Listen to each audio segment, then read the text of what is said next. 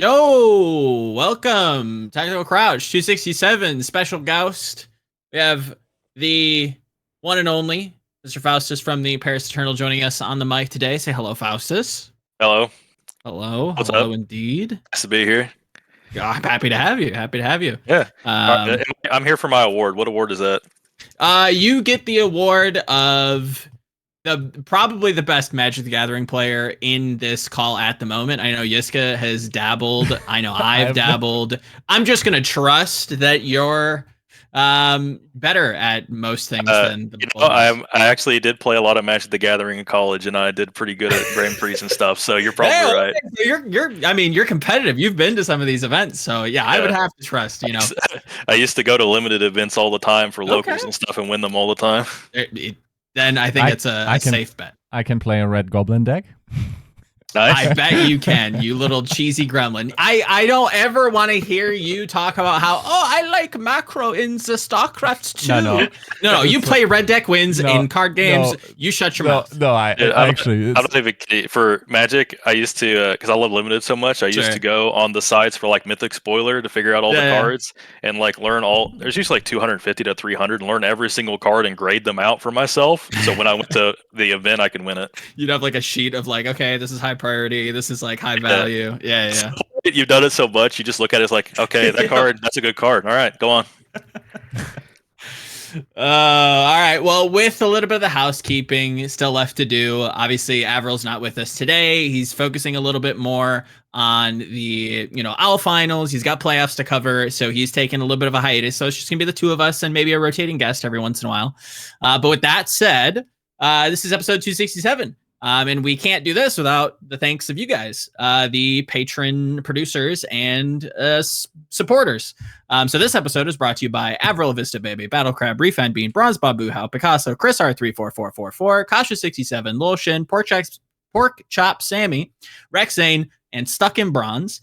Also a special shout out to our YouTube members, Ice Am Jello, William Jesse, Vish Mam, Fire Element 6, AK, Chris R, and a extra special shout out to Shaggy, who actually donated as a super chatter, I guess last episode. So that is our housekeeping for today.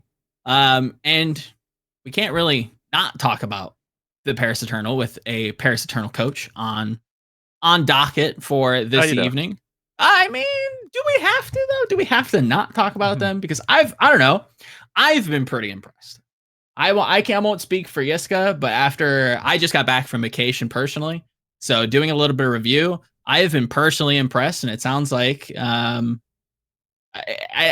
the season may have not has ended. Successful. It was a better season than I had on Skyfoxes years ago. Sure, I mean, take the wins where you can. No, they have one win. Hey. A win's a win, and nobody can take that away from you, okay? You wear that like a badge of honor. So things didn't necessarily go as planned. Obviously, Paris has gone through some stuff. You came in kind of mid-season, late, season edition. We've talked previously. We, just had an interview with you and Avala talking about, maybe some of the future plans. So kind of to start us off,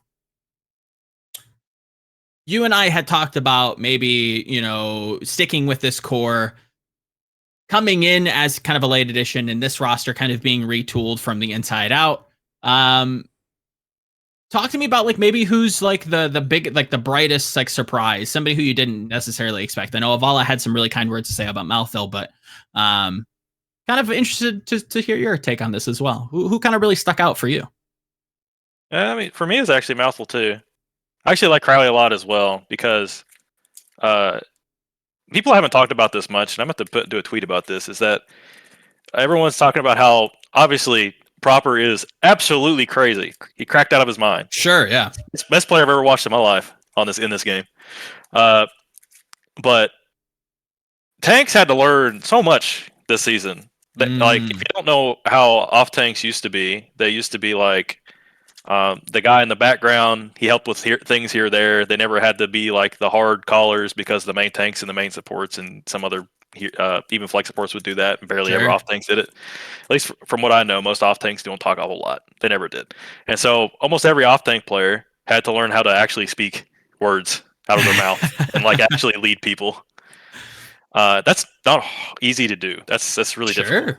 Anyone that's ever like wanted to play a game competitively to be an IGL and still have good mechanics, on top of being able to think of everything that has to go on in Overwatch, is extremely difficult. And so Crowley actually surprised me a lot because from what I heard before, he was like in Overwatch 2, he was one of those off-tank players that was the same. He didn't talk a whole lot of this and that, but he actually ended up being a person that talked a ton and wanted to always do well and tried to learn how to call for people and become more of a main tank caller. So that impressed me, but Mouth also impressed me just because his mechanics improved a ton, and he like got way better than everybody, like much faster than anyone else did, because I think he started from a lower floor than everyone else did. But his improvement that he got was really, really great. Yeah, and I think that's also, like, we talked a little bit about it before the show. This is actually a pretty good like point that most people don't realize. Everyone that came in during the season probably didn't have, Overwatch 2 access because contenders just didn't, right? Like those guys were a couple of months behind. Like you were a couple of months behind when you came in. So there definitely was some catching up to do, even though you would have to say, like, you learned faster as, you can copy from the guys that had to figure it out. So the rate of improvement over other teams is probably expected to be a little bit higher, at least initially. But that's also presumably the hope that you guys have, that, okay, now, like, the season's over, but now we can prep into next year, right? Yeah, it's being able to actually have enough synergy, plus being able to actually learn Overwatch 2, considering I missed 2 whole months of the game and never had access to it. That's just hard. And for anybody. That's such a like disadvantage that puts you so far behind that it's drastically difficult. It's like a negative multiplier in a video game that like just sets you back so far. And to see you guys, in one of your last matches kind of compete and go toe to toe with Boston, I thought was, admirable. I thought that was like a testament to maybe some of the work that you guys have done. I think, Eternal going into 2023, I don't know. I think it's got some good bones. I know Yiska may fight me on that, but I think it's got good bones. Here's my problem. I'm from the school of from the roster building school of Gunba. Maybe you could call it the church. And I know that might actually be a Valorant quote where he said that. But basically, like, his point was, if you don't see it after 3 weeks, you're never going to see it in a team, right? Like, synergy is a myth. You're not building synergy. You're either like stick together in some way, like the idiosyncratic, attributes that every player has, and either a team clicks or it doesn't. And if it doesn't, you blow that thing up and then try again, right? Well, I actually have I was on a team on Valorant that actually beats that, because I was with Angry Titans, and they were a team for a very, very long time together, for I think 1.5 years almost. Like, there was a very, very long time together, and they didn't do anything of note really other than make the DAC League. And they went from being all that time together to I got to join and help them out, and we changed nothing other than one player, which was we picked up this guy called Beepo. And from just picking me up and only Beepo and everybody else staying exactly the same, they went from being just okay-ish and to beating tier 1s and getting 4th place over every single VRL team. Right. And I'm not saying that you shouldn't keep everyone. It's more of, you're going to have to change something here or there somewhere to get some kind of change, but it doesn't necessarily mean that the team that you're with is bad. It depends more on like how the environment is and whether or not they can actually work off each other. I mean, at least in my opinion. If you're being fair, the I guess heretics of the Church of Gamba would just say, like, that's something that someone says that's bad at building a team culture, right? That sounds like something Gamba might say, sure. Like, I see both parts, and I also recognize that if I think of how top teams work, and you will know this from your time in the Gladiators, it's a bit of both, right? Like, it has to click immediately, but then you also got to build that synergy. And while it isn't always, and this is a thing that eventually we'll have to have a big discussion about, because I think what the general public thinks is conclusive to a good team environment, and what actually happens within top teams in terms of especially like the tension, the inner arguments, and what that looks like, I think it's very different than even, like, I think if you were to imagine how you work in an office and the amount of adversity that you generally are expected to experience there, that's far away from what might happen in some top teams, right? Like there are teams that won Overwatch leagues that really couldn't stand each other. That's totally possible, right? Mm-hmm. So yeah, it's totally possible. Like there's something there, but I think like Harsha had a quote on the Titans, and basically the point was everyone kept saying that's a family, and he's like, yeah, it's a family, and brothers fight. It's just like what happens, right? Like, there's infighting, and if you're not fighting, that might probably either like you're very good at communication, everyone's very mature, or you're not improving enough, and you're not trying these stress points, and like it's just complacency at that point. Do you agree with that generally? I think that, yeah, I agree with that. When I was talking about the Val team, I meant it's not that the point you're bringing up from what Goomba's saying isn't wrong. It's more just what you get from the environment itself when you go through. So you can tell when a team isn't clicking when it comes to like how they talk to each other, how they try to interact with one another, whether or not they try to get through these trials and tribulations, right? Sure. Of being able to talk to one another or get through. Oh, I'm trying to think of what I'm trying to word it. If you can't have a player that will go up to someone and be like, "Hey, I don't like the stuff you're doing with this, this, and this," and the other guy's like, "Okay, what do you mean by that?" Instead, they get defensive or mean or anything, any of the other things that could be bad. That's when it's a problem, and you can try to fix it. And sometimes you can fix it. Sometimes you can't fix it. But that's just off of, will they have teamwork? Will they be able to work off each other from a social standpoint? Being able to stand one another in a personality-wise. But you also have that in the opposite, in a different direction, which is, are they even good enough to play? Is he good enough to be able to beat these other people in his role? And that's something I think is completely different, because you can have teams like, I heard so many rumors of Shock having issues over and over for like one of their seasons. I can't remember which season it was, but it was like one season. They were still doing really, really well, but they were having some real issues because of something, right? Yeah. But they were still winning because they're incredibly good players. Yeah.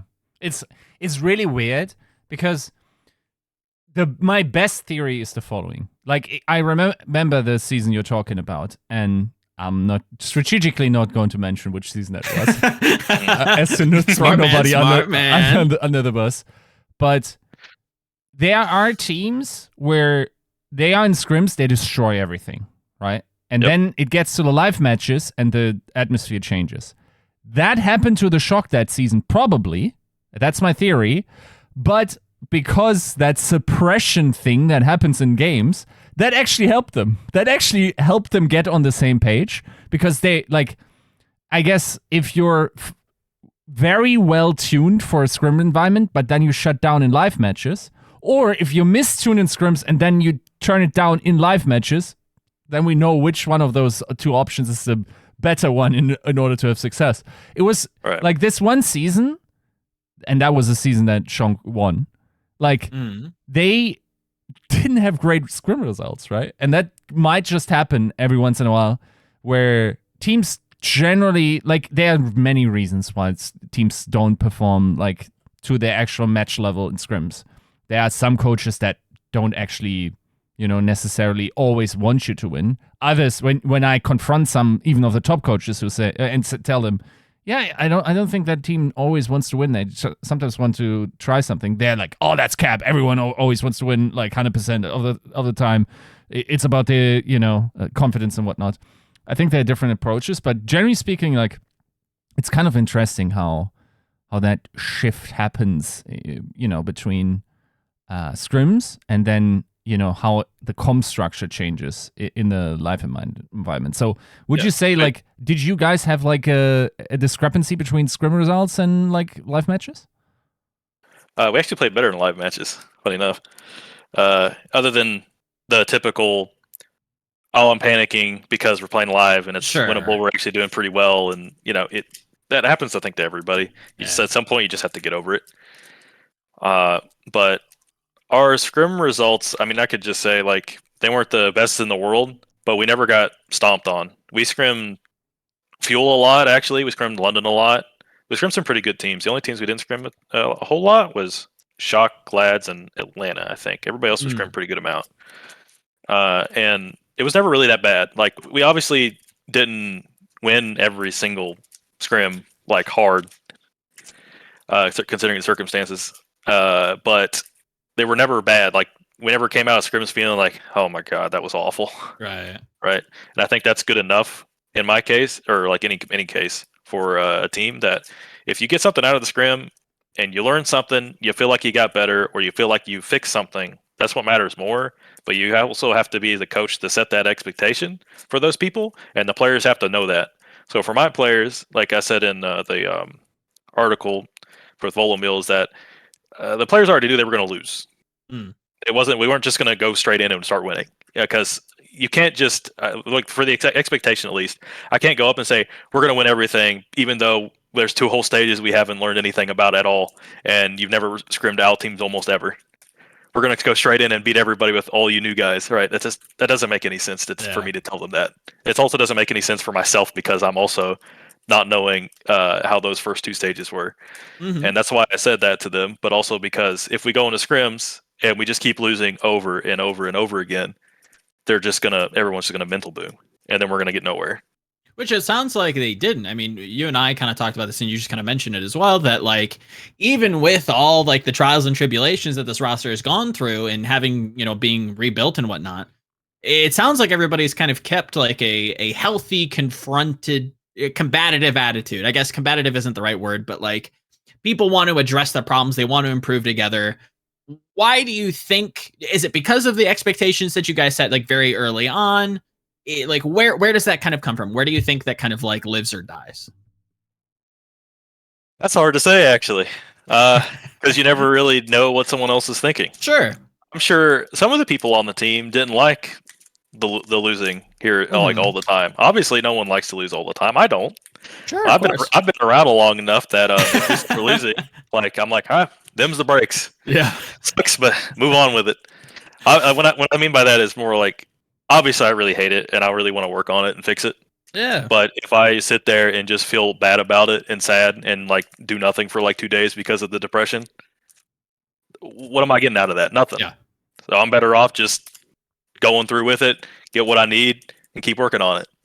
That's how I've always been with like our matches and stuff, except for like the first 2 years I did coaching. Yeah. Because I think everybody has to get through that, and so do players.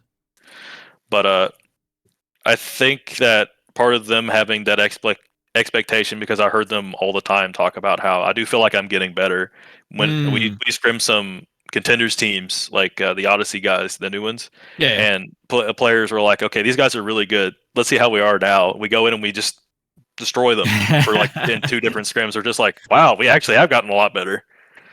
The thing for them was that if we didn't have a chance for those guys to learn, like, they actually got much better, or they are feeling much better, they probably would still boom and not feel good, but they did. I'm sure some players on the team still feel bad about that, but don't feel the worst in the world, like I've seen happen to players time and again.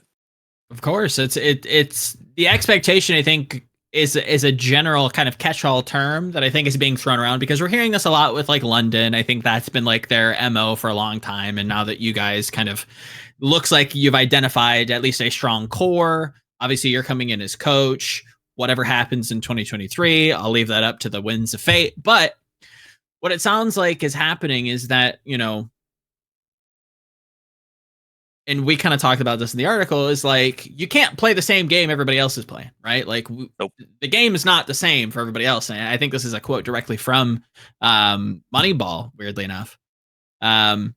you can't chase after these big name players. You can't chase after the biggest players in the world. So you kind of have to shift the meta approach, right? You have to kind of shift which players you go for, what attributes you kind of, are chasing after.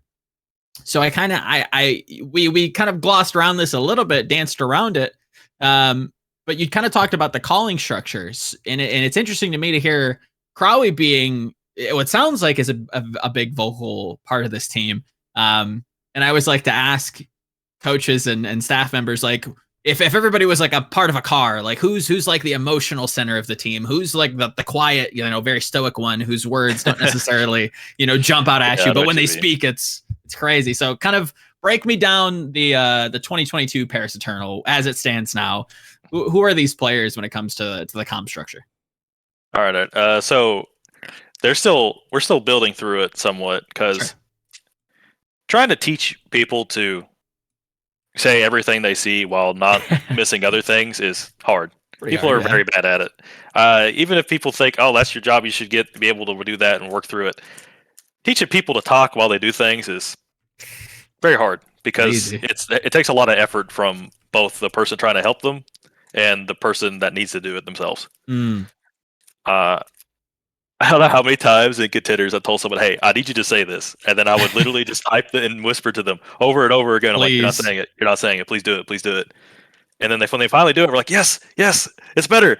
That takes a lot of work. Sure. But regardless, I just wanted to put that in there because I don't think people realize how much work and effort it takes for people to talk more and like really fix parts of their personality, or like the way they play through the game itself. Some people can naturally do it. Some people just can't. Some people are just very quiet and more introverted, just like to focus more on themselves. So regardless of that, Crowley's probably the one that talked the most and tried to talk more about some planning stuff and got on people here or there about, hey, I need you to say this for me or do this for me. And at the beginning, it wasn't like that. And so as we went on, he became more and more and more of that kind of person. Mouthful also started to get more and more like that person as well. I think for the goal, for me at least, as when I started to do more and more one-on-ones with the players, was I'm going to show you how you're playing, and I'm going to show you what you should say and what you need to be thinking about. Because part of being able to say what you need to is to understand what you're doing in the first place. If you go through and you play your game, but you're not actually using your brain when you're doing it, and you just go, the only thing that ends up happening is you do stuff, but you have no idea why. You just it's more instinct. You do it because it feels good and you've done it before, not because you know why it's good.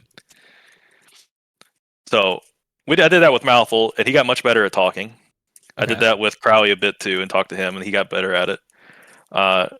Rack also started to get better at it too. The only people that struggle with it a bit is Dove, because he's like most hit scan players. They barely ever talk. They're a little zoned in. They always zone in on their own stuff, and they forget to talk sometimes. Yeah. Which, that's fair. They do need to aim a lot more than other people do. But Dove is that person where you're saying, if he says something, people usually listen, because when he says something, it usually means something. Yeah. Can you? Sorry, keep going. Go ahead. Yeah, I was interested because sometimes, like there are these stereotypes of what kind of communication structure everyone has. Like I remember someone picked up a flex DPS this offseason, and they're like, "This flex DPS is very good," and that's not even the reason I got him. The reason why I got him is this kid is not a dickhead, and that's the first for me. Like. Right? So, do you, I mean, I think there's something to be said about, flex DPS, like that. Those are the players, like, they want to be the big show, right? Like, they have the ego, and it's probably, like, if you don't go into that duel thinking you're the best player in the world, you're probably already, like, half losing, right? Yeah. So, you are. It makes sense for them to have that, type of personality. What do you think? Like, what are other stereotypes that, too often are true? This will be interesting. So, Hit scans are normally like, okay, you've seen KSP Kai in his cam, always like barely doing any Iceman. motion, doing anything, right? Yeah. Most hit scans I know are like that.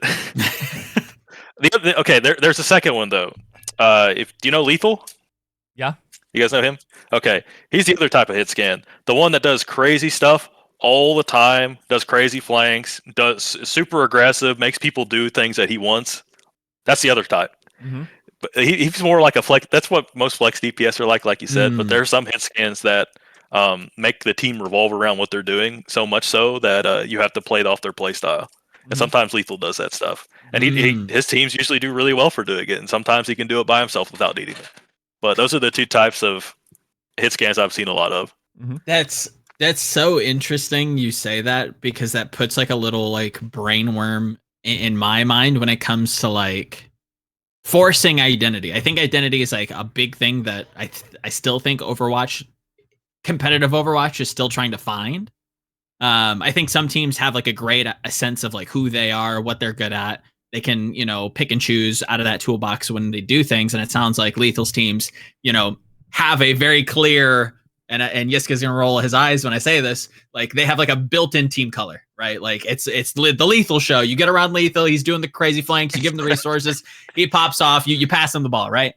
Yep. So my question to you, as it stands now, and I know this is kind of a far-fetched idea, but if we were to extrapolate, a year or so of this team practicing, playing with what you know about these players, do you think there is like a strong identity with this team? Is there something that you guys feel like you could pull out? Is there something that you feel like you do better than other teams? Like what's the eternal shtick? What's their, not the gimmick, but like what is the eternal system, I guess, is the question. That's kind of a hard question to answer. Because I know where I've seen good teams go. Sure. And I've been on teams that are good. Yeah. But every team is obviously different. And you can't just do what works, you just know what will work. And you need to figure out in what molds those guys will fit into. Maybe like that is Dove is a hit scan player I have that I think is incredibly good. But he doesn't talk too much, but he's opened up a little bit more and started talking more often, but he's never going to be like the hard caller kind of person, right? And he's not going to fit that mold. But one of my old hit scans, Brathen, was more of a Lethal type. He talked like all the time about plays he wanted to do, even if sometimes he would focus on his own thing. But that's his mold. So I can see the direction some of the players on my team can take if they apply themselves to that, and what that could work out for the team. But the question is whether or not we can hit those goals. It's not whether or not I think that I want to hit this one goal. There's multiple branches I can go off on, depending on who applies themselves to what thing. Right. Yeah. To fit that that team style. I know that's more of an ambiguous answer, because to me it's also ambiguous to think that you're going to have players that just do this one thing when they won't do that. Let me throw a possibility at you. You tell me how wrong or how cooked this opinion is, right? From doing a very skimming of the Boston Paris game, I saw a couple things that kind of stuck out to me. I have a feeling that maybe Malthil kind of likes the resources, likes to make those plays. Maybe is one of those flex DPS that like wants to be the big show, right? And then I see, Rack Attack getting a little bit aggressive, going for these, like I think it was on Junkertown, trying to get into the close hold, trying to boot people off like the overhang, the ledge on the high ground, trying to get some picks there. Like, is there a world where like that duo comes alive and they're diving backlines together, and like that's maybe where the Paris system kind of coalesces? You have like Dove in the back line, maybe playing some passive angles. I don't know, just throwing it out there. I like that question. That's a good question. Okay. Because you're talking about so Malthul's always been like that. Okay. He's a very, very aggressive guy, and I couldn't tell you the amount of times he says, heal me now. Please help me, I'm getting attacked. Because he always does like to take that much space and go fight. Sure. Now, I think Boston was probably, other than the first map, that was probably the worst match he's had in a while. He's just not, he wasn't having a good day. Yeah. But regardless of that, he was doing that in other matches and doing quite well at times. And same thing for Rack. We were talking a lot about, if you don't know the Odyssey guys very well, Rack almost never got to really play Lucio a whole lot. They were more of a double shield Brig type team all the time. And even when they played Queen meta, it was Rack on Brig and Luke on Lucio. So what I did a few times is that he's a very well, you know how sometimes you'll hear the term you have a multiple player. Sure. Yeah. You could tell him something, he'll just try it and see how it works, and he's not very stubborn at all. Okay. So anything you tell him, he'll just try it, and he doesn't do it in a what's the word? You tell someone to do something, instead of putting it in their own play, they're like, I'm only going to focus on that one thing, and I'm only going to do that. He doesn't do that, which is good. It's like a malicious compliance. It's just like, you told me to clean my room. All right, I'm not doing anything else, but I'm just going to sweep this floor. Yeah, it didn't work too good, did it? All I did was sweep, and everything's dusty now, so your idea fucking sucks. Yeah, that's one way. Some people they hear an idea, and that's the only idea they do. They just kind of tunnel on it so hard, they just don't think about how they're actually supposed to do it. Rack doesn't do that, so I told him for this last stage, I need you to be more aggressive and do your own plays, not really care about other people.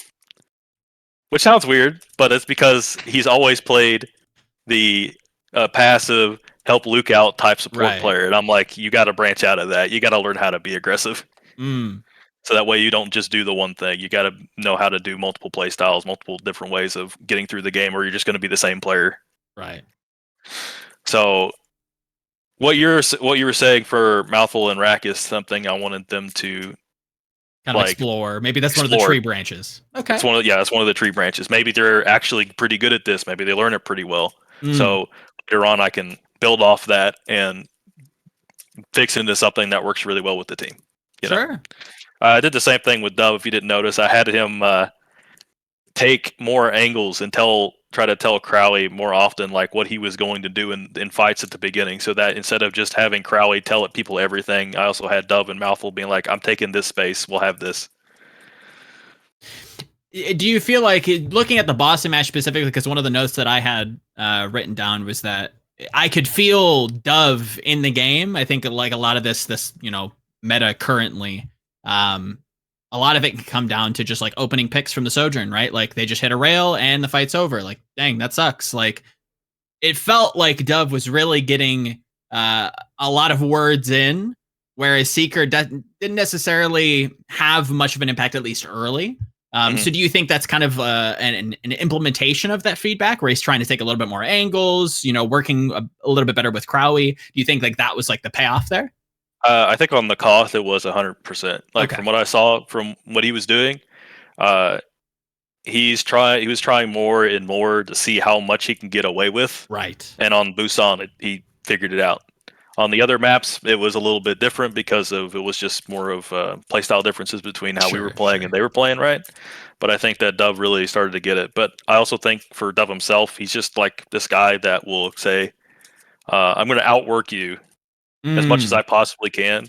And because Overwatch 2 actually finally came out, he got to start outworking people and do anything he can to get better. So I think that was also definitely a big thing for him. Okay. I think that's generally like a pretty big modifier going into next season, right? Like, for sure. I feel like a lot of players didn't actually get to shine through the methods for which they got into the league in the first place, right? Like a lot of players really are here because they're heavy grinders, right? Now, if you can't grind to that degree, because like, I mean, scrims is one thing, but like the pro pucks and whatever, that never really got off the ground, right? So like, while others want to, and I think one thing I also really underestimated, like even if you had those pugs, if you can't stream them, I feel like there's a massive lack of accountability. Because, like, if you're now on ladder, you, at a high level, have to assume someone is streaming. And you don't want to reflect badly on that. You don't want to be seen throwing or whatever, right? So that keeps people honest. If my head coach tells me, okay, I got to practice ball, and I come into the first match in a pro pug and go like, I'm going ball, someone starts trolling, right? Like that match is already over. Yep. So there's no accountability, right? Like nobody's going to, keep it honest, like, or the stream is going to keep no one honest in that regard as well. Yeah, like for pugs, if people think this comp is good, you either play that comp or you're trolling. Yeah. Yes. Yeah. Love that. Love me some of that. Like it happens in every pug. Like people just assume that you can only play this. Yep. So they like what is it? If you weren't good at Junker Queen, for example, back when that was a thing, and even though Junker Queen's the only thing you could play, if you could play Ball or Winston or anything else, they're just like, nope, don't want you, get out. Yep. Yeah. People always do that kind of stuff, but in ranked you can't. You're just forced to play with who you got. Yeah. Mm-hmm. And players really care about that, artificial number going up and down, right? Yeah, they do. I mean, it's a little dopamine kicker. I can't blame them. It is nice watching the number go up. Dude, I hear people in Valley every time they hear Radiant, they're like, "Yes, I got Radiant. Let's go." So yeah, I know how that is. People, especially like even if you'll hear pros and stuff say all the time, "All rank sucks, doing this or that sucks." Yeah, they still love to hit top 10. Mm-hmm. Sure, it's a good measure. Yes, any other questions about the Paris Eternal? Maybe going into the future, the Vegas Eternal. I think. Excuse me. I think, okay, here's one question. Like, I think, reasonably speaking, and I'll drag you a little bit into the, local competition and looking across the pond, I guess. London has had about as good of a season, given their budget, as you could reasonably expect, right?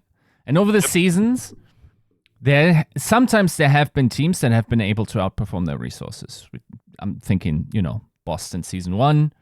That seemed to be like just a massive oversight and like a lack of good scouting, and especially also good coach scouting within the ecosystem, right? Like nobody hired Krusty, and presumably Boston offered less money than other people. And then, all those players that were in there, including like Striker, like those guys were undervalued. Then another team is like the Valiant. There, I would say, that's probably not a team where the market just, missed. I think that was probably a team that was pretty good, in terms of how the atmosphere is handled. What do you think, like, which category is London? Did the team just, the league just completely miss on, signing players like Hardy, who was a free agent, like, I guess Sparker was still signed, but like all the other guys on that team? What was that, like an inefficiency in the market, or was this the type of coaching that elevates the players more than their pound for pound value?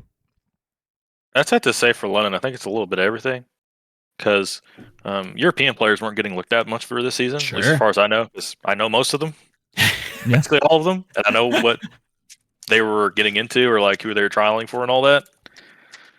Even if I didn't know them, I knew someone that did, so I could figure it out. So they seemed pretty undervalued overall in the season, especially because of so many teams looking at like their budget and COVID happening and everything, and they just didn't want to. Like paying for a visa is incredibly expensive. Sure. For a lot, like every team, and so it wasn't more of the fact of, hey, are these players bad? It's like, do I want to take a chance on this player who looks good, to spend all this money on them when maybe this other guy is cheaper and looks just as good, right? So it's not like I couldn't say it is just for player talent, because I think I've been in the EU forever. I think a bunch of European players are incredibly good and it could help a lot of teams just based off of attitude or like their talent that they can improve. But anyway, I think part of Chris doing well with the team, and I've heard a lot of good things about him, plus all the players liking each other, plus just the environment they have. I think everything just kind of really just came together, because they also play Reinhardt. No one else plays Reinhardt. You can't just put it down to, they played the same comp everybody else did and won. They have people and a coach that want to play other things that they think they're good at, play a style that they think they're good at, and work with it, and they worked with it. Got an identity. But before I know Chris sometimes listens to these, before This is a Chris like PSA. Burn him, Chris. They are Shank also playing the meta and kind of good at it, right? Yes, they are. Yeah. Hardy also. But they have the ace. Hardy let me explain. Hardy played a lot more Junker Queen this season than Reinhardt, right? Like, yeah, that's true. Yeah. I just want to say the more like instead of only playing the meta, they were able to do things that they also like. And even when they did play the meta, they were good. They have good players for it. Like both their DPS or all three of their DPS because they have Shax too, right? Playing in are great at the heroes that are meta. And Hadi's a good tank player. He can play almost anything except maybe D.Va. I saw him play D.Va. I was like, that's very confusing. But sometimes you gotta do what you gotta do. I mean, you got poker for that, right? Like, Exactly. But regardless of that, do I think Hadi could learn how to play some of this shit? Yeah, he's an incredibly smart, good player. He's been on crazy good teams and proved himself time and time again. He's incredibly hardworking. So even regardless of the Ryan stuff, I think that between just everyone like how they like each other, at least as far as I know, and their environment, it's great for them. I only hear good things because I talk to Backbone and Landon all the time, and they love it. They have issues, obviously, like every other team does, but it's not nearly as bad as I've heard from other teams in other seasons and how it's been bad. Yeah, I mean, to kind of segue into another little topic that I think is hot on the press. I'm not going to name any names here, but apparently there's some other mitigation happening from Activision Blizzard's standpoint. Apparently there have been some patch notes out in the ether. Apparently they're changing some stuff for the playoffs. And Yiska obviously had an interesting article talking about, what was it that did you get like some feedback from some of the some unnamed sources regarding like the approach or the limited amount of time? Walk us through that. Okay, so basically, like, yesterday, or like, I guess, yeah, by the time you're watching this, it's yesterday, I released an article basically stating that the Overwatch League will deploy a live patch on Monday 24th, so next week. That's the week before playoffs. The first playoff match is happening on the Sunday. We'll deploy a patch that is going to impact the playoffs. Moreover, that's also in the week where there will be travel. So APAC has a travel day. That is actually the day of the deployment of the patch, and then the patch is heading by end of day, I think.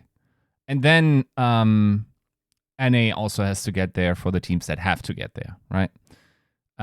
As far as I know, the PPA situation is not an issue, so you see what you see is what you get.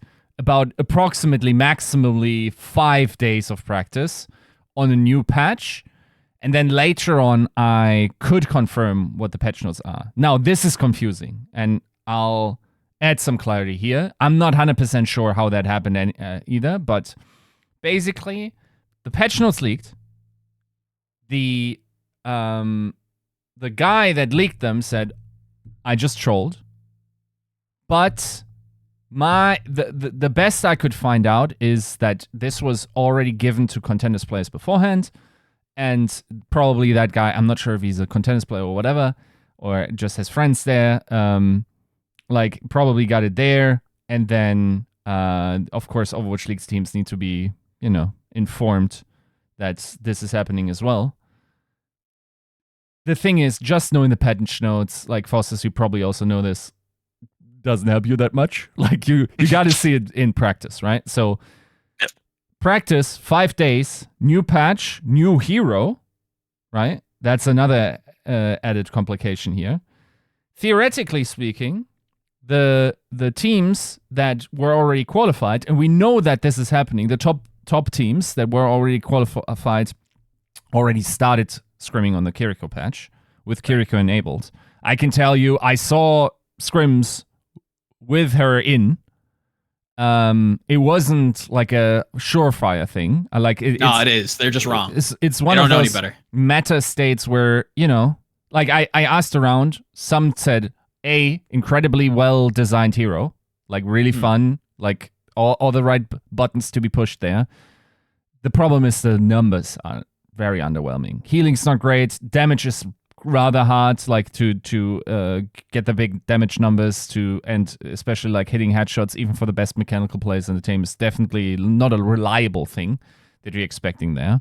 But this is a hero that I would frame it as breaks effective damage theory. Effective damage theory basically is like, as long as you do deal more effective DPS than the healers can out-heal, then you're winning fights, right? Over X period of time. Of course, blocking and like, positioning and, high ground and mitigating effects all come into play.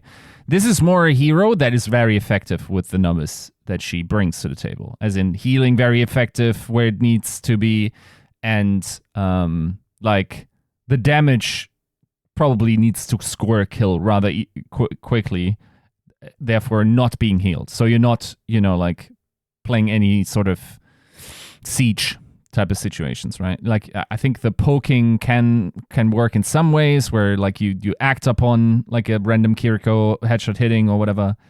Not advised, right? But generally speaking, they were working it in. I could see that we would have seen some Kiriko in the playoffs. Now everyone tells me like that we can't know based on the patch coming in and that changing a bunch of stuff around, right? Like even though Kiriko has not been touched yet, and I will also say there's probably still a chance that further changes might become live, because eventually we will have to talk about this, and I feel a little bit uneasy about competitors being in direct talks about balance changes. And of course, like, I'm not saying the devs are just like, oh yeah, I'm in the church of, this player telling me, and whatever you tell me is scripture, and I'm putting it in the game 15 minutes after I'm done talking to you.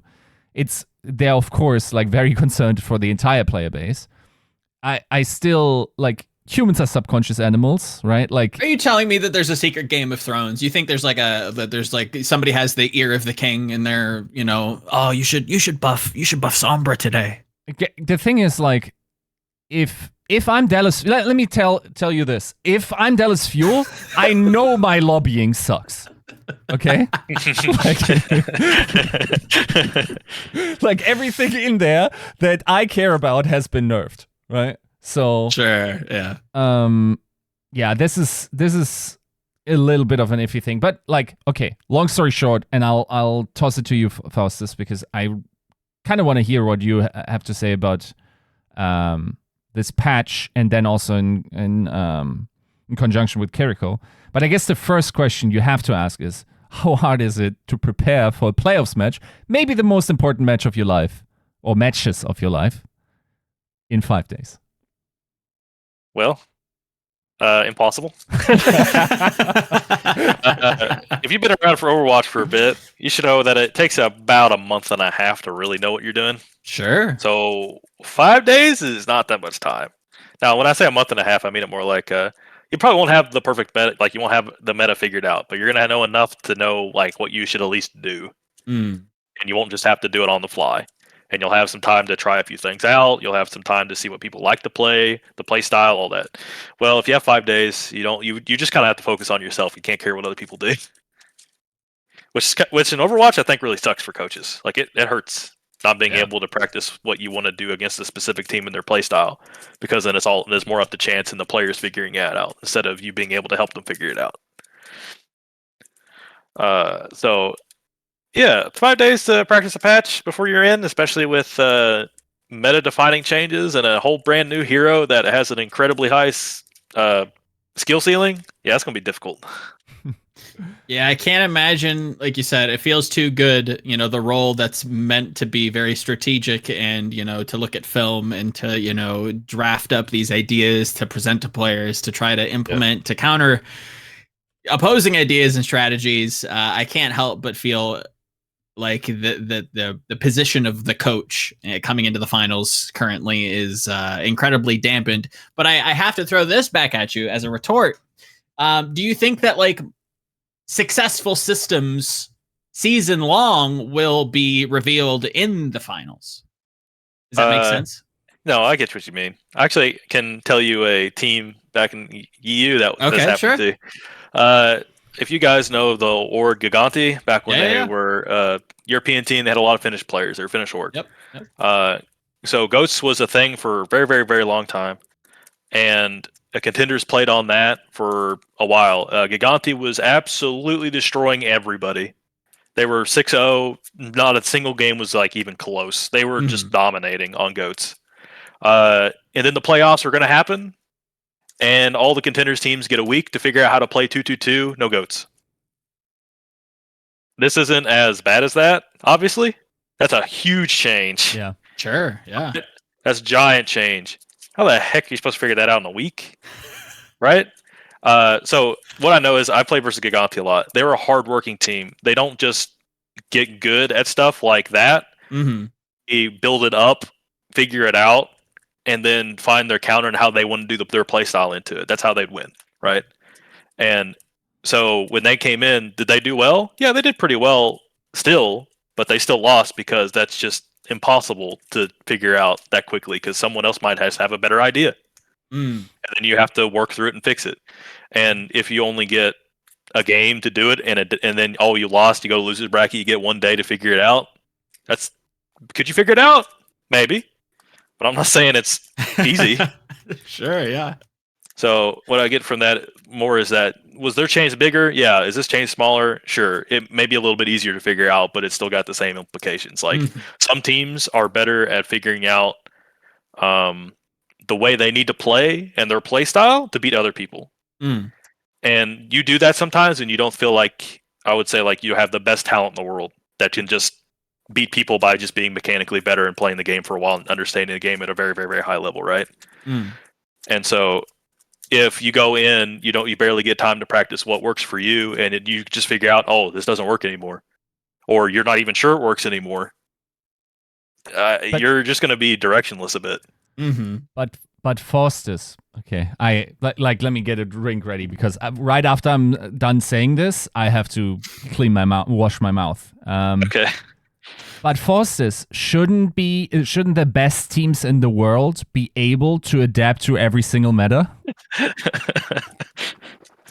You would think that, but that's not very easy. I hate this. Look,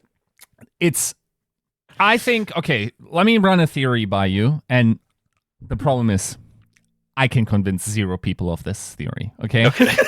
This is, strong theory, bud. You've got a great argument ahead of you. This is all headcanon. But my theory is, with playoffs patches so far in the Overwatch League, we've been nothing but incredibly lucky to have the best teams during the season actually also be able to win the season. I think London might have a word with you. London is a massive outlier, as was Philly, right? Yep. Like those teams, that's already like one point for my theory. Yes. The fact that Titans and Shock got into the finals is incredibly unlikely and probably predicated on the fact that those teams were just like much better than everyone else playing that season. Yes. Then like Season 3, complete luck.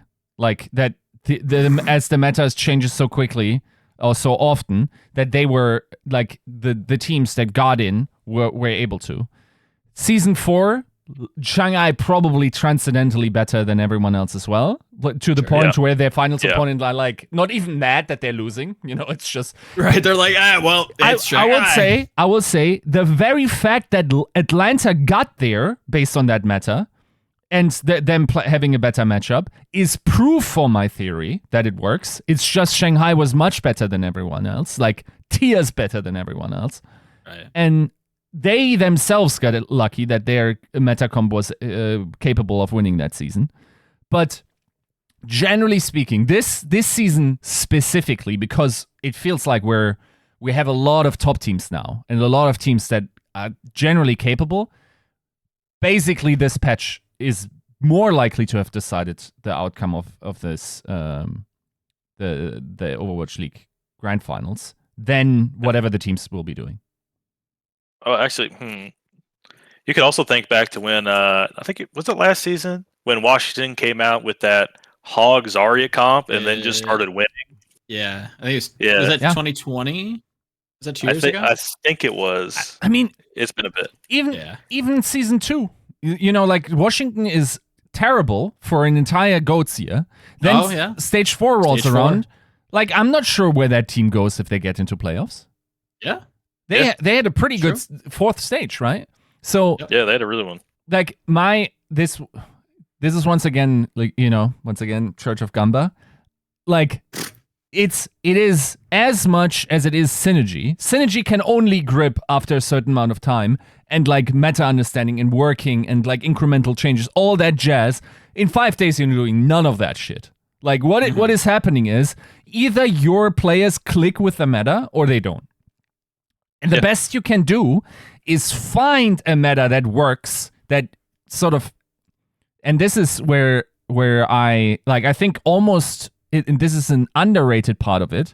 I think a lot of early like domination in scrims this coming week will determine the outcome of the finals. Because if I'm Gladiators and I can convince everyone else in the league based on the first 2 days of scrim blocks that the comp I found is the best because I'm the best at that comp, then nobody else is probably going to look elsewhere. Unless I think someone like Rush is capable of doing that. That's probably a guy that will just like die trying instead. True. But that's true. Everyone else like will have a hard time catching up then, right? So that thing plays into it, right? Like I don't want to add onto that some too. Like whenever like one of the top teams, like the top 3, play something and you get rolled by it, a lot of times you're like, "Can we play that? Yeah, that seems pretty good. This seems pretty good. I like the way they're playing. That work for me." Let's try. It ties back into like the intro where it's like you show up to like a Grand Prix and everybody's running this weird deck and it's just like, do I have this out of that? Like, what do I have some of those? Let me try. Let me see what that's about. Yeah, let me see if that's any good. Ooh, it feels that worked. Oh, I didn't. Oh, okay. Well, and I mean, I guess we're playing that now. And all right, we'll try that out. Here's why this metaphor is actually brilliant, because what the fuck can you do if you don't have the cards that make that entire deck work, right? Like, what if this turns out to be, I don't know. I mean, okay, let's go to the meta that we just had. What if you don't have a completely like juked out of his mind Genji and Sombra player, or like, I think that's probably where in that last meta, or let's say actually the Zarya, like if you don't have Hanbin, maybe you auto lose, right? Like that type of stuff. I mean, back in GOATS, a lot of the teams that won, if you look at their Zarya player. Their Zarya player was way better than other people's Zarya players. Yep. Like, even like I can use Glad as an example. They had Surefour on Zarya, and he wasn't the best Zarya in the world. I think he was a really good player. It just wasn't his character, and he didn't have enough time to figure it out. They got the K, one of the best Zaryas in Raid Tenders, and just absolutely dominating. Comes over the Glads. They change absolutely nothing else. Wow, they're really good now. Yeah. Yeah. So, like, sometimes a hero in comp is so important to be able to play it and have a good one at it that if you don't have that person, you just can't play that. Yep. Yeah. That makes no perfect sense. And, like, once again, nobody likes that argument because nobody likes their championships to be decided by dice rolls or, like, I mean, it's not necessarily dice rolls. They are actually gods that decide this. They're called developers. Now, if you can whisper, if you can whisper into the developers, Zarya is actually very overpowered, dude. If I'm the Gladiators or if I'm Shock, I'm trying my hardest to whisper all the sweetest things into the developers' minds to nerf Hanbin like to the ground. Yeah, of course. Sure, yeah. Guys, this Hanbin guy, he's just too good. We got to figure out what to do about this. They keep playing Lucio Zarya and we're losing. Aaron, I don't know what to tell you, but Zarya is it's too much damage. Hanbin, I mean, Zarya does way too much, like with the bubbles, and then when we engage on Hanbin, I mean Zarya, like it's just that some players are just transcendently better. I was looking at statistics for Dallas this season. Every other top team in the league either is at the delta of like damage contribution, killing blow contribution, is like pretty towards the mean or DPS heavy. Meaning most of the time the teams that have the harder DPS carries are doing better, or like everyone else is sort of in the mean of the league, and then those are the most successful teams. Not Dallas Field, dude. It's just the Hanbin show. I can tell you from scrimming Dallas that Hanbin is just nuts at this game. It is incredible what that guy does for that team sometimes. Yeah. Not that the other players on Dallas are bad. It's just Hanbin is just that good. Yeah. It's like when I watched Shanghai when they won. If you watch Void play, he was by far the best off-tank player in the league, in my eyes. Yeah. By far. You could watch him play. He does so many things that other people just didn't do or doesn't know how to do. And he would give the most insane value for his team. And I see Hanbin in our scrims, and I just see him do things. I'm like, if that was someone else, I just couldn't see it happening. Yeah. For sure. Can't really name you too many other teams. Maybe Seoul, like that has like a playmaker at the tank position, and like, even genuinely like a playmaker. Even they are in the middle of the delta, right? Like they're right around the normal distribution. Actually, funnily enough, and of course, like this is season data, so you won't have too much say. This is a little bit dirty because we also have the prior roster in those numbers, but the Paris Eternal also is pretty heavily tank damage, and this is final blows in that graph. But basically, like what I want the viewers to look at is this is a graph where, and I unfortunately let me drag this up so we can see it fully. So the x-axis is tank final blow percentage, and the other one is league points. League points being the best approximation about league performance. Now, I want you to look at the top left corner of the San Francisco Shock, where like they, of course, like among the most points, but have the lowest tank final blow percentage. Okay, that's basically if you couldn't infer, and if we brought up the DPS graph, they would also see that it's the proper show there, right? And yeah, I could actually give you a story about the first time we scrimmed Shock with the new guys. So we scrimmed them. We had 2 scrims with them, and so we went in half the maps. I'm not kidding you. Proper was so good, he won by himself. I'm not even kidding you. There was a map where he had almost 40 final blows, and the next person was at 5. That is not an exaggeration. That is the truth. Yeah. He was doing that much. Yeah. Like, that guy is crazy. It's never seen a player that good. It's so sad because, like, I understand that everyone's just like sick of hearing the same. Hanbin is very good, but whenever I talk to anyone in the league, they always have these stories. Like, like Antar told Avril, like, this guy looks like he's, gets bored in the middle of a Tracer duel and wins it anyway. Stuff like this. Like, everyone has this one-liner about Proper that I haven't seen about another player, right? Like, that it's just leaves a lasting impression, a mark on your soul. You've been Proper tapped, right? Like, it's... Yeah. Like, you will remember that scrim block. Yeah, I will. I'll remember. It was crazy. I knew he was good for watching in contenders, but it's crazy actually seeing him in a scrim with versus your own team. But I feel like it's really similar to Hanbin too.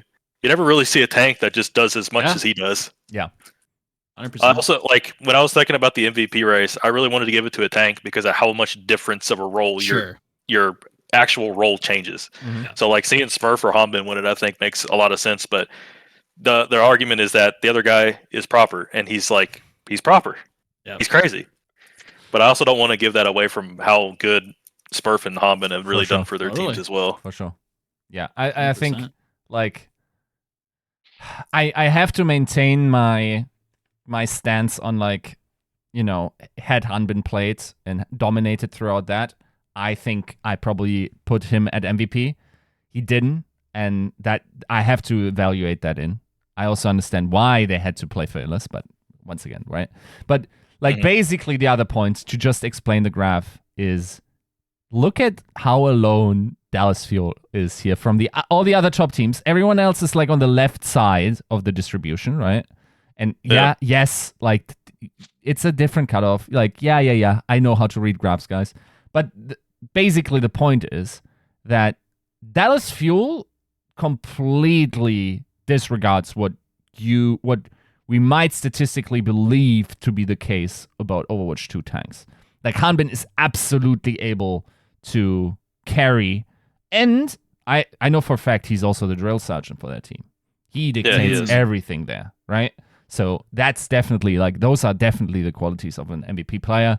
Like, don't get me started. If this guy is not like an unanimous role star, every single one has voted him. I'm gonna be. High. I'd be mad if he wasn't.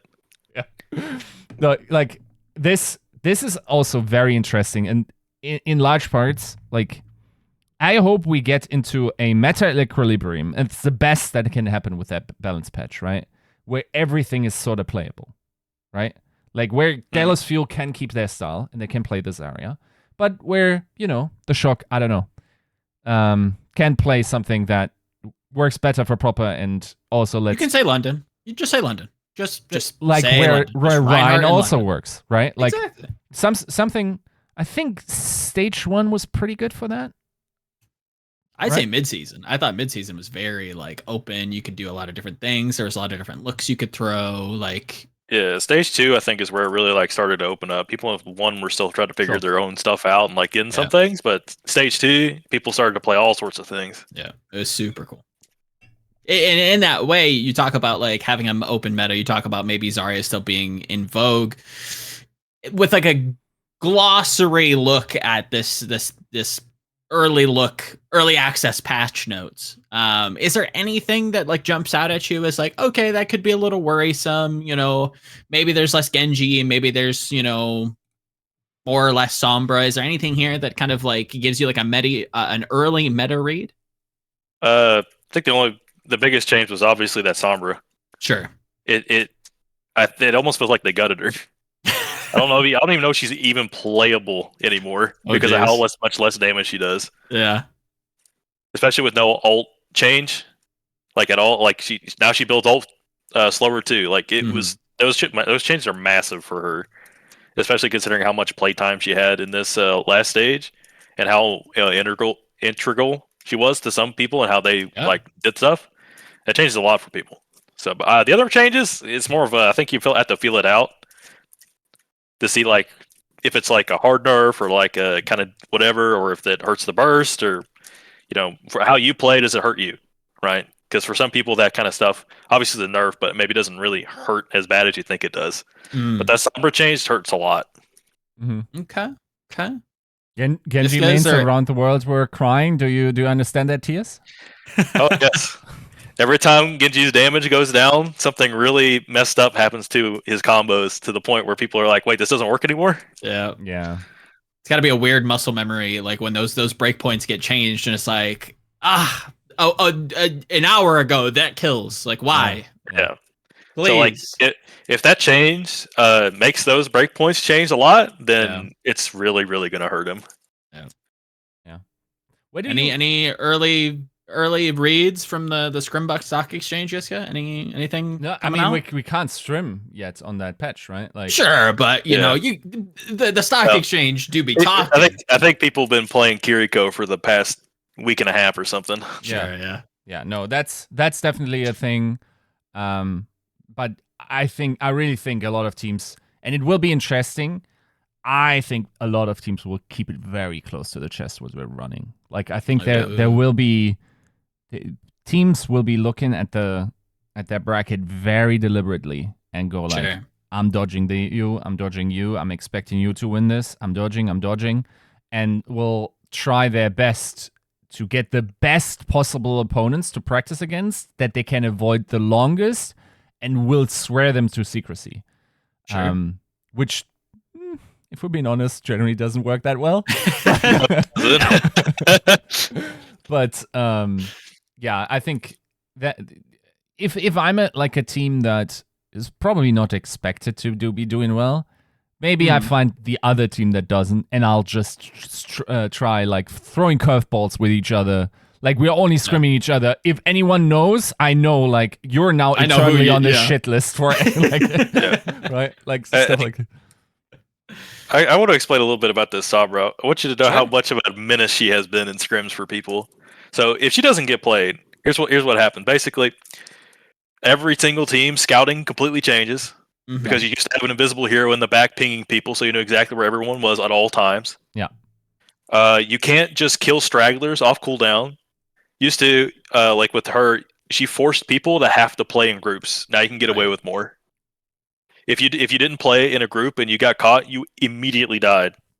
It didn't matter what you were doing. If you were alone, you died because she saw you, and just her plus one more person will kill you.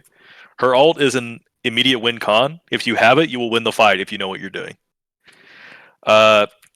She ups the tempo on every single comp, so that way you need to know what you're doing. Otherwise, you just get found out and tempoed. Yep. So between all of that, if she doesn't get played, the whole tempo of the game is going to slow down because of all those small things that she did.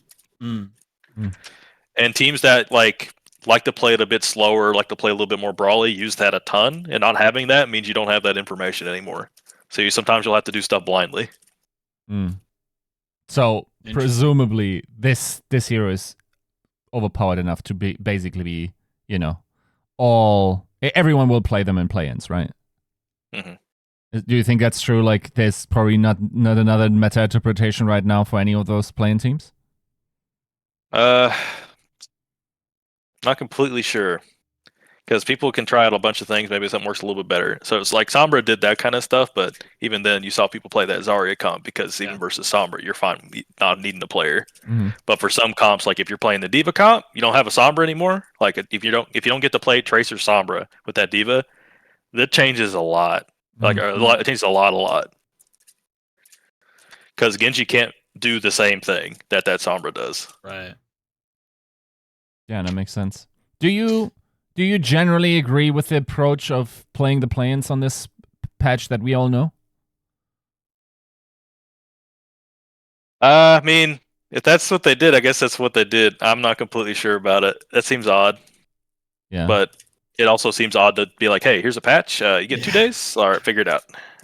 Yeah. A great situation overall. To be fair, like there are not many great solutions here, right? Like, what do you do for the play-ins? Like, do you give them the new patch? Then they also have to struggle, right? Yeah. If you let them play on the old patch, okay, that might be figured out. Also, you kind of have to, like, you could have decided to play it by ear and see how many teams are still struggling but then you would almost like, strategically disadvantage the one team that still had to play until the last day and definitely could not do anything else but practice that patch. Like, there are basically no good solutions. Yeah. I feel like the one we chose is not the best option, though. So, I think. Well, what would you have done? Your perfect world. I would have. I mean, you know me. I'm a sucker for like high quality playoffs. I think that change makes it more likely that we will see upsets. Of course. Yeah. And I think I want the play-in teams to have the ability to come back, but I don't want that to be artificially enforced by leveling or software setting everyone's progress with such a heavy-handed balance patch that not just balances but also introduces a new hero that is potentially like almost like, I don't know, like that thing could introduce, I'm not sure if I would call it a different meta archetype, but like does a couple of things differently than we used to be able to, right? Yeah, she's a very different support. Very, very different. I think that how you normally play heroes for support, she just doesn't do the same thing. You know how you're talking about the team that does the more damage wins, and she isn't that. She's more like a Widow or a Hanzo that she's just going to try to get final blows, and if she can do that, she'll win anyway. Yep.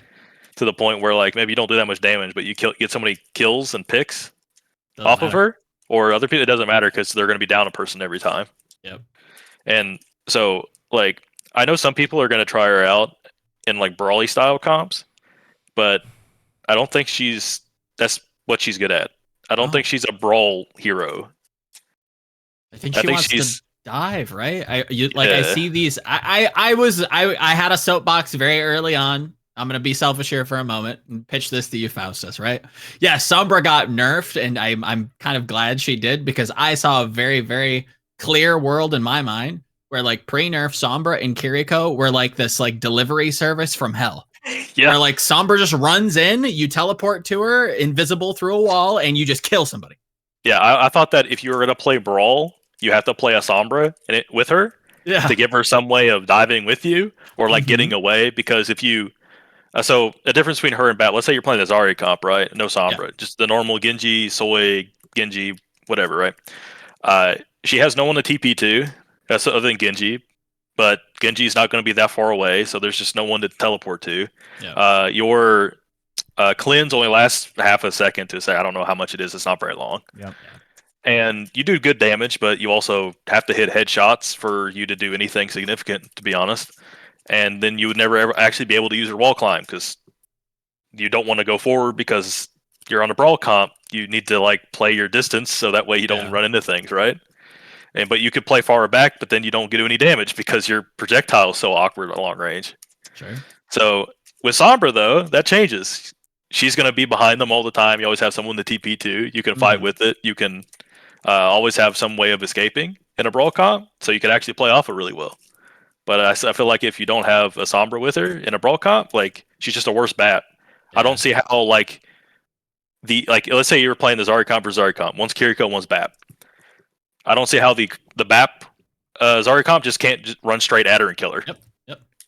Lower damage, lower healing. Like, yeah, you might just randomly get like logged, but out of like the law of big numbers, like across the entire series, you know, BAP's probably going to provide you more value, right? Yeah, we even got to scrim Dallas a little bit on the patch, and they were trying Kiriko out, obviously, with the Zarya like everybody else probably did. Sure. And this was like at the beginning, so they probably changed a whole bunch of stuff. It's probably not the same. We tried, and since we weren't actually playing live, we tried BAP, and we killed Kiriko off cooldown. Yeah. Yeah, Like, it feels like she kind of just sits there. We didn't like win all the time, but it was very, very close just because of how much more BAP provided than she did. Because BAP also heals more. He has more bursts. His gun does more healing. Her healing is pretty good. The problem is it's projectile. You also can't shoot when you do it. And so can you heal a lot? Yeah, but it's not just like BAP where boom you get 200 more health. It's over time. It's not just you get burst healing. It's like overtime healing, like more kind of. Yeah. How do you like and I haven't seen it performed, to be fair, but in my mind it's like super hard, even if you play her not in Brawl, but how do you crack against Brawl? Or how do you crack the Brawl? Because even if my guy is on the flank or Sombra and like Kiriko comes in, like there's one of two options. Either Kiriko instantly dies because the Brawl is just prepared to turn around, or they just run on the rest of my squad, right? Like presumably, does my composition then necessarily have to run Lucio in order to have any chance to not just get rolled? Or, you know, what kind of, like, how does that work even if you do these flank missions? Oh, let's say if you're playing a similar comp, it would be more like you don't start fights off with Sombra or Kiriko. You start fights off like a normal way, try to force some cooldowns out, and then when you get a setup and you're able to get like on their Kiriko, BAP, or whatever, then you would do something because, sure, they'll try to kill your Kiriko and Sombra in the back, but if they get that kill and the rest of your team's also running in at the same time, then it's kind of hard to deal with everything. Maybe you lose your healer, but if you kill the rest of them, you still win. Yeah. No, one. Sorry, keep going. Yeah, I was gonna say. So it's like, is the added mobility plus someone else being able to go in and fight? Because if you're playing a Zarya comp, you're gonna have the Genji. You usually had the Genji too, so the Genji would also dash back there as well at the same time. So you'd have multiple ways of engaging. That wasn't just one way. You'd have different setups that you could do on a lot of things. That isn't just I'm a brawl comp, I walk at you, right? There's a lot of flanking. There's a lot of angles you could take between everybody. You don't just have to play as a 5-man death ball. Right. Yeah. So is that good? I couldn't tell you because I haven't, had to try it out. But Sure. I can see the possibilities of being able to try a whole bunch of different things out and see if it is good. Yeah. The one thing that I will say, like if she becomes meta, and if we get these flank angle situations, man, like whoever designed Kiriko really stood up and goes in the morning, woke up and went like, I'm gonna mess with some observers today. I'm gonna create a hero that's a nightmare to observe. Like that's. I think that's another kind of like underrated angle that I think is going to be a little difficult, and I think maybe the Sombra look maybe would have made it like easier to spot like early on, where if you have this vehicle to get like Kiriko in or out or vice versa, however you need it to be, it almost telegraphs like the hand before it hits you. So like maybe it's not as bad, but definitely sympathize with you there. I think it's going to be super exciting. I'll be there live. I think it's going to be a great experience. But that said, we did have some interesting matches coming in, and we have some matches to kind of look forward to, and I'm interested. A lot of very interesting topics in getting your input on some of these NA teams, Faustus. Obviously, Spark advancing through the APAC play-ins, kind of upsetting the Chengdu Hunters. I don't know, Yiska, do you have any kind of thoughts on that? I was on vacation. I didn't get to see that. I saw the Charge lose though. So yeah, oof, dude, that was soul shattering, because I think not only did it rob us of a potential series against Hangzhou Guangzhou, but I also felt like they really betrayed their own potential there. And that must have, after what they did in the second half of the year, like I think that must really suck that they were not able to win that map 5. And I think they probably even think like whatever the map 5, well, let's talk about map 3 or 4, right? So yeah, unfortunate situation here for the Charge. The Spark though, I think, and the problem is once again we don't know what the meta is, but like they kind of showed up in that match. Okay. So I mean, also if you look at the distribution across the season, Spark, of course, one of the most hardest carried teams by their DPS, right? Like their DPS like just does the work and puts out the most in comparison to the other lines. So did you get to watch any of those APAC matches, Faustus? No, I actually did not get a chance. I was focused more on like what my team was doing and other things because APAC usually played completely different play style, different comps than we did.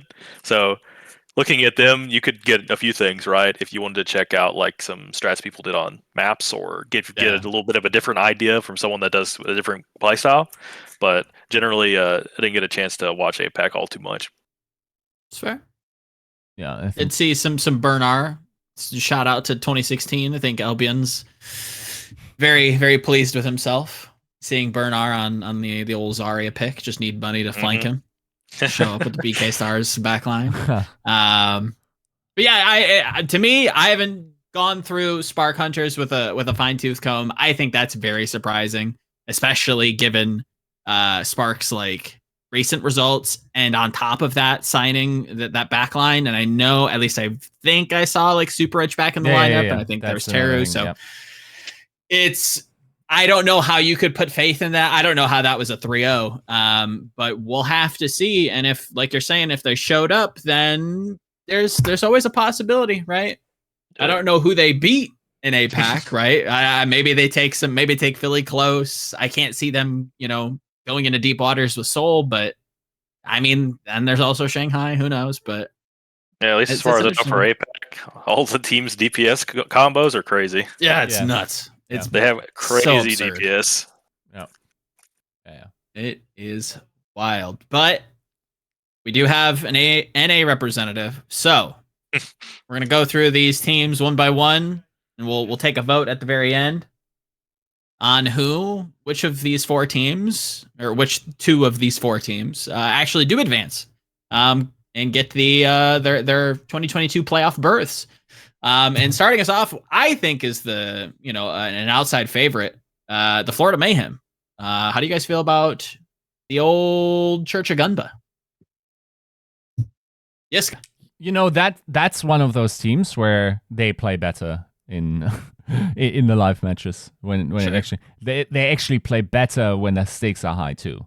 Like if you look at their season record is propped up by their tournament performances, as well as like they were the London killers as well, essentially. True. The two reverse sweeps. Yeah.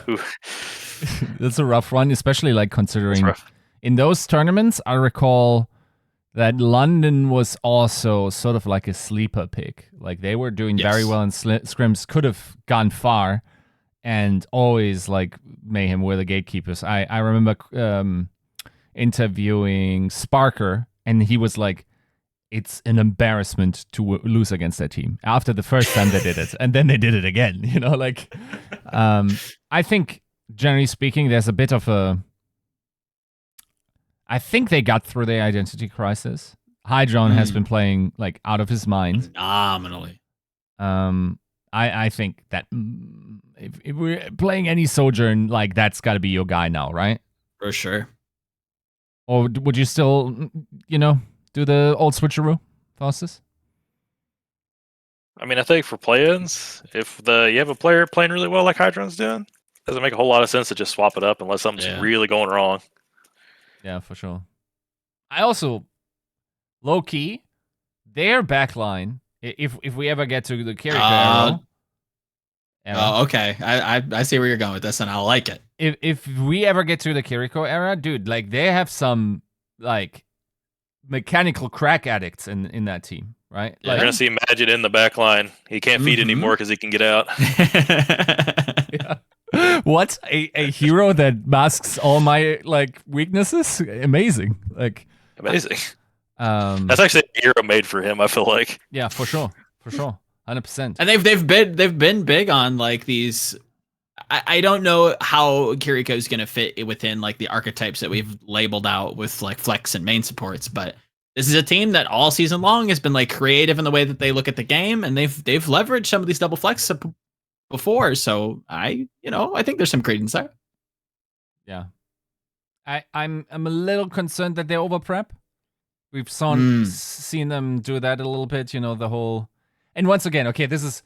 Hello, narrative analysis. I'm just writing that horse home. But, like, the whole Roadhog Gibraltar thing. Yeah, yes. It's not good. Not happy. That type of stuff, like, you can do that in a series like a playoff series. You can't do it every map, right? Like, at some point, you got to play some good old conservative Overwatch and bring it home, right? Yeah, you can't be hard prep for every little thing in Overwatch. It's pretty hard. Yeah, for sure. Somebody will forget something or be like, "Oh yeah, I need to do that." Wait, they're not playing like that anymore. I'm gonna still do the same thing. Yeah. So for you two, would you say that Florida kind of is out in front as maybe a play-ins leader, or is there another team that you feel like maybe takes that? I'm a little biased because of how well Washington does in our scrims, but they've been looking super well lately. That was another team that I was like, I don't even know if I want to review these games because they're so old and like the meta feels like it's just kind of lapped their last game of the regular season. So I'm very interested if you feel comfortable talking about some of those scrims on what the Justice are up to, because it feels like with the meta that we're... I won't say what they're playing. Sure. Not what they're playing, but how successful they're doing right now. At least against us, when we scrim all these teams except for, since we had to play Boston, we played them in the match. Yeah. And we played Florida a decent amount. Washington always gave us the most trouble. Okay. So now, that just kind of depends on like a lot of things. Maybe their playstyle just works a little bit better. But I think that at least between the players they have and like what they're doing, if nothing changes too much, I feel like they should win or like Interesting. make it in. Okay. Yeah. Now, I'm going to ask a really ignorant question. Do we know for sure if we're getting the playoff patch for play-ins, or are we still playing the same patch? We're playing the same patch, yeah. Okay, same patch. Everything goes as standard. Okay. Yeah, that makes sense to me just off of like what we've seen from Assassin after like the internal stuff, the drama. I feel like he's been like a spearhead for this team. Obviously, Decay does Decay things. Still very, very talented. And I want to say, and maybe YouTube chat can correct me if I'm wrong. Am I baiting engagement? Maybe. You'll never know. Maybe they can tell me if Kalios did have a Zarya. I feel like he always had like a pocket Zarya. I feel like he. Oh yeah, he was always a good Zarya player. Yeah. So like he was also like a hard caller. Exactly. 100%. I remember talking about this like last year when he came into New York, and like they just looked so much better when he was playing. So it's like, if you're telling me that like maybe they are being successful in the scrim environment, these pieces align. It's like Decay has a home, it's very clear. Assassin has a home, it's very clear on like what heroes like all of these players play. And it's like, okay, well, there's not really too much question work. There's not too much guesswork around this. Like you play exactly what the meta dictates. You're also very talented. You're on an upswing. I could see it happening. It makes sense to me. Yeah, I'm not saying they're 100% the favorites, sure, but like with how they've been playing and like what they're doing, especially with who they have. Yeah, like you have to be dumb to think they're just going to straight up lose twice and be out. Yeah, they're going to definitely like have. I don't feel like they're going to just roll over and die. At least every match is going to be them winning, or it's going to be close. I'll tell you what, hearing that changed one of my predictions for sure. I don't like the other two teams personally, and Justice was like a very much a wild card. I didn't know I was getting such a gift today, and now I feel like I know exactly which teams are getting out.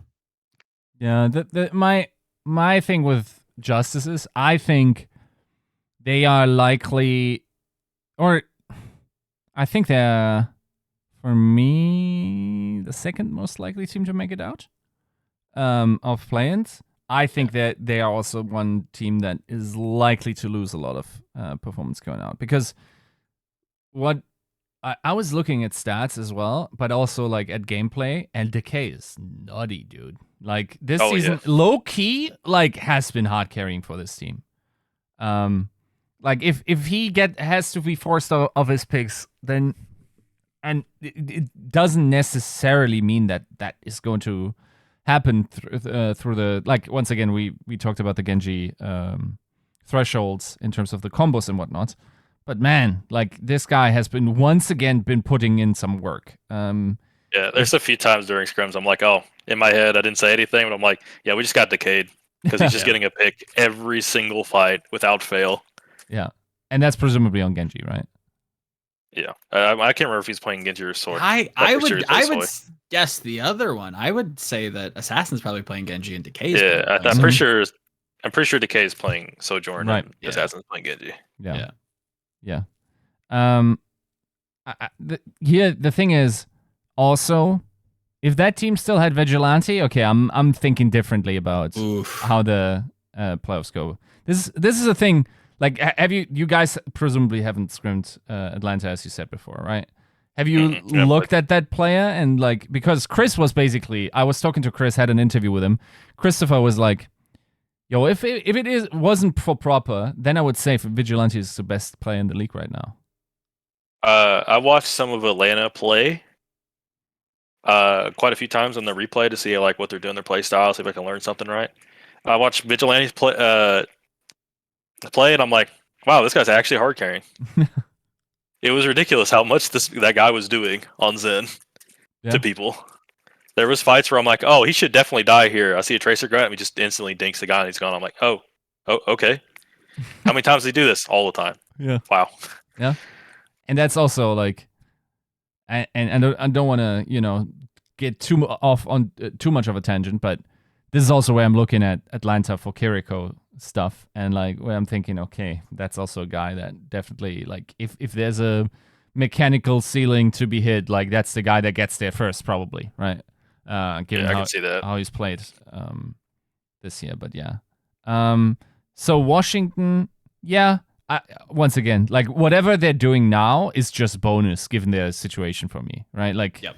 Oh, 100%. It's also a pretty interesting field case study of gaining by subtraction. Mm-hmm. Right? Agreed.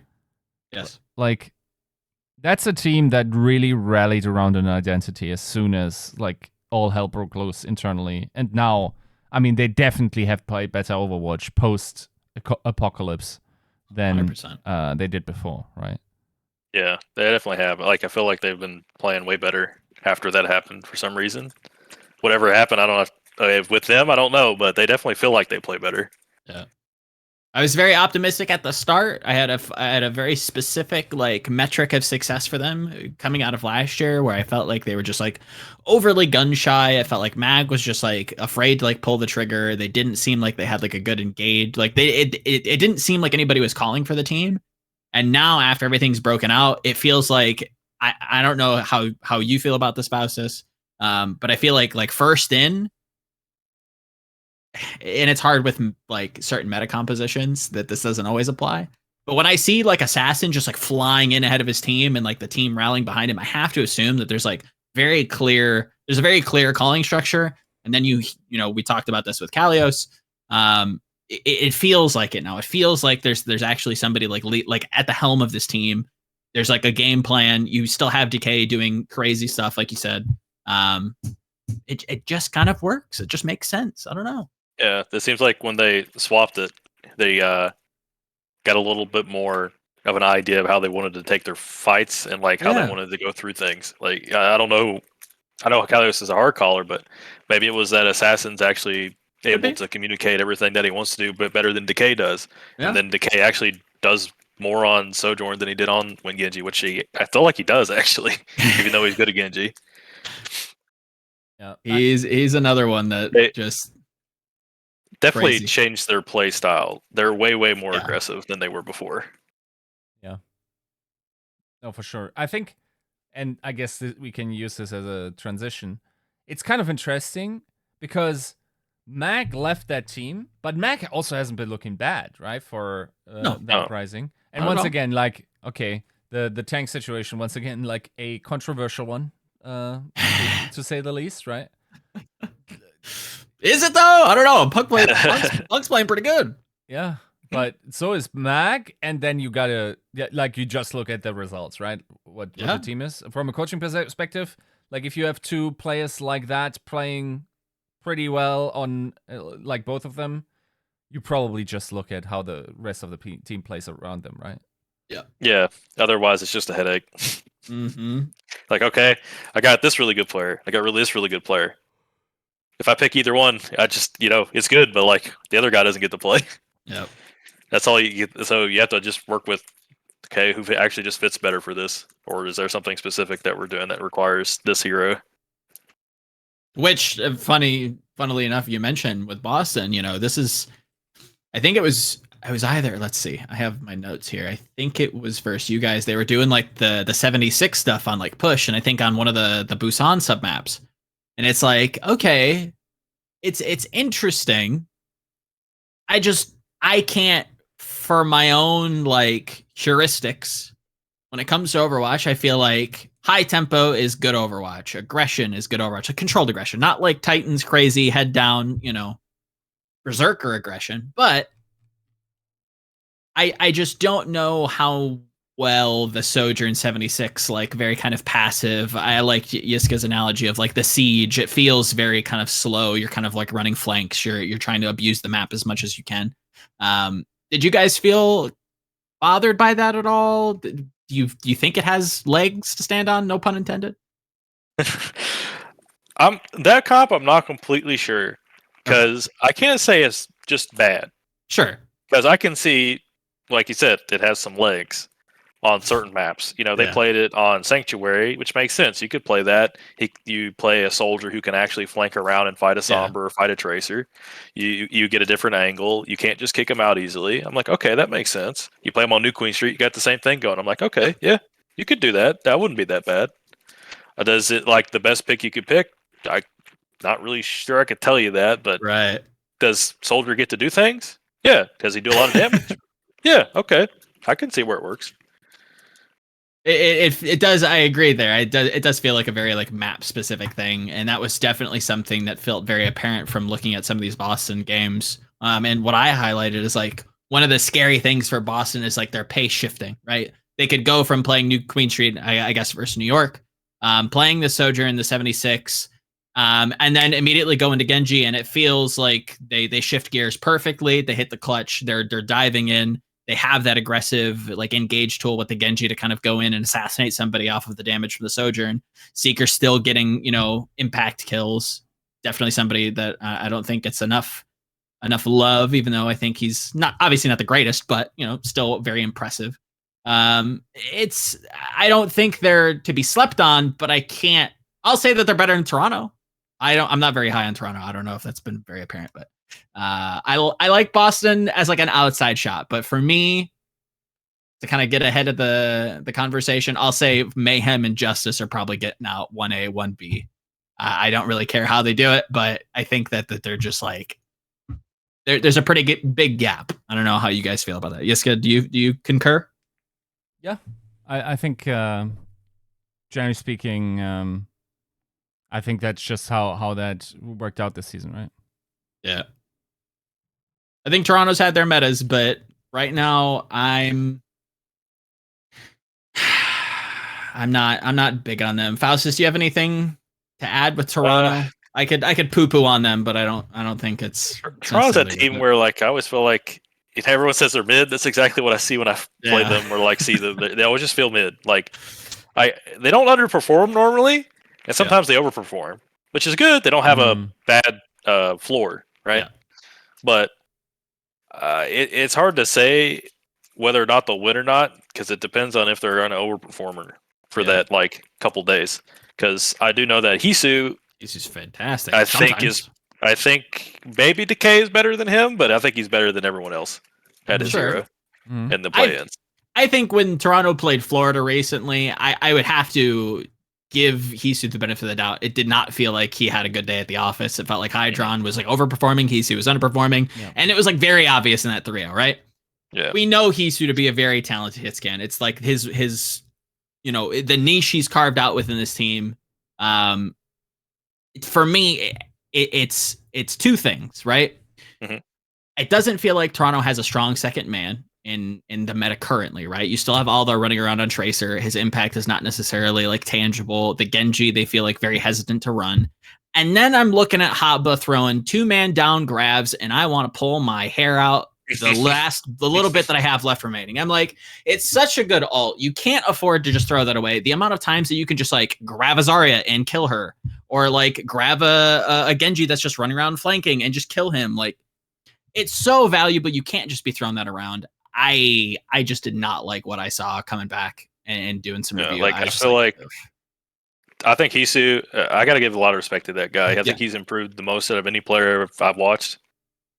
Like tremendously. He's a fantastic player now. Backbone. When used to, he was like, okay, yeah. But some of the guys on their team, well, I don't think they're bad. I think they're mid. Yeah. At times. And Twilight and Hisu do a lot for that team, but I don't think they can do everything for that team. And then Chorong's a bit like inconsistent. Sometimes he's amazing and sometimes he's not. Yeah. So could they overperform? They have the players for it. They have the players to win it, for sure. But from what I've seen from Washington, especially with how they've been playing, the more tempo style and everything, they should be able to beat them there. So gun to head, the fate of the universe on the line. Yes, I'm stealing this from Matt Kellerman. Who are your third teams coming out of play-ins? I'd have to say it's probably Florida and Washington. I would agree. Yiska, did we get one out of you? Yeah, no, that's also mine. I think third most likely is Toronto.